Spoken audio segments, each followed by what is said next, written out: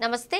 శోభిత Dhulipala Hollywood, Bollywood, Tollywood నటే కాదు, ప్రస్తుతం ప్రఖ్యాత అక్కినేని వారి ఇంటి కోడలైంది. నాగచైతన్యను ప్రేమించి పెళ్లి చేసుకుంది. వివాహం చేసుకోవడానికి ముందు ఇద్దరూ 2 సంవత్సరాలు ప్రేమించుకున్నారు.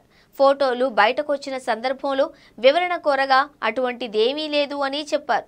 చివరకు 300 మంది అతిథుల సమక్షంలో అన్నపూర్ణ స్టూడియోలో నిరాడంబరంగా పెళ్లి జరిగింది. ఈ పెళ్లి జరగడం వల్ల తాను ఎంతో సంతోషంగా ఉన్నాను అని అక్కినేని నాగార్జున అన్నారు.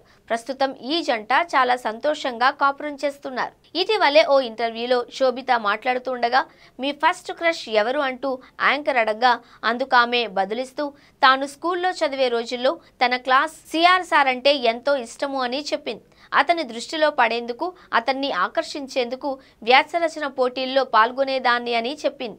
అది ప్రేమ లేదంటే క్రషా అనేది తాను స్పష్టంగా చెప్పలేను అంది. అయితే తాను ఏదో ఒకటి చేసి అతని దృష్టిని తన వైపు మళ్లించుకునేలా ప్రయత్నాలు మాత్రం చేసేదాన్ని అని శోభిత చెప్పింది. సిఆర్ సార్ తనను పట్టించుకోలేదు అని, దీనివల్ల తాను చాలా బాధపడ్డాను అంది.